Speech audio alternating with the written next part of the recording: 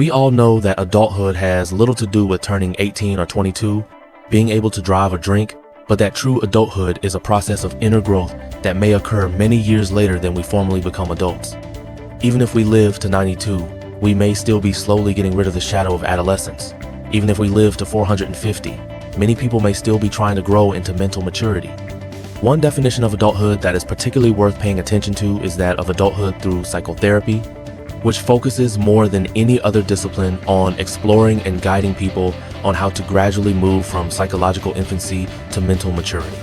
Therefore, here are 12 key elements that constitute adult identity from a psychotherapy perspective.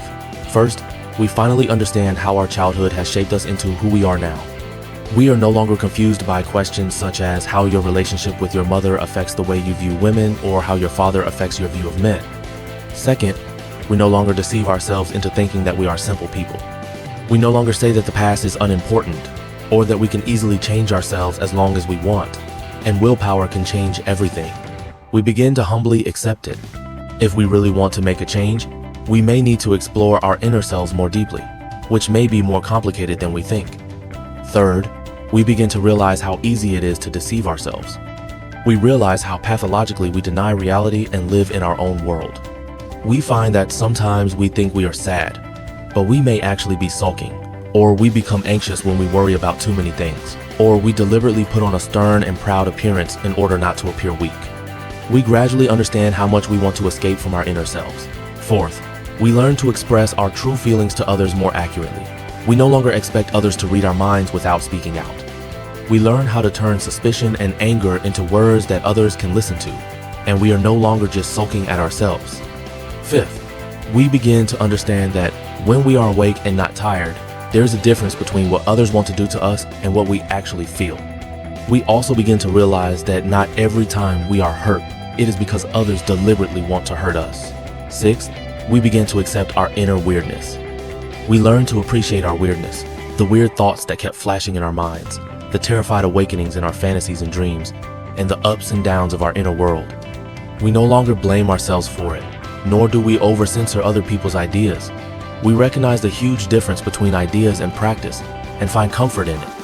Seventh, we allow ourselves to be angry about things that may happen when we grow up, but we will not be trapped in anger all the time. Although we feel uncomfortable, we know that those who bring us into this world are not necessarily bad people, but sometimes they do things that make us feel difficult to accept. Eighth, we begin to accept that reality may not be as terrible as we expected, because we realize that our unpleasant past may be distorting our perspective on the world. We begin to accept that although we may always feel that bad things happen in our hearts, in reality, bad things are not as common as we think. Ninth, we begin to accept that emotions are largely affected by the state of the body. We began to pay more attention to our sleep and became very serious about going to bed early. We also learned never to discuss anything important with anyone after 9 o'clock in the evening. 10th, we learned not to say what we thought immediately. We might suddenly want to end the current relationship and find a new friend, but we can temporarily put this idea in our hearts. We learn to create more buffer space between emotional reactions and what we need to do and say, not to let our feelings immediately drive us to do or say things that we might regret. We learn to take our time. 11th, we became more patient and encouraging with those who were slow to make progress. We did not blame them because they did not fully understand everything. We believed that there might be something more positive and gentle hidden behind their bad mood or anger. We remembered how others had tolerated us before, and we tolerated them in return. We knew that it was easy to criticize others casually, and we were tired of it. 12th, we knew in our hearts that any progress we made might be temporary. We would not be overly complacent. We knew that new storms could come at any time. We cherished those peaceful and quiet days very much. We no longer pursued excitement, but felt that it would be nice to have a dull but fun-filled rest of our lives.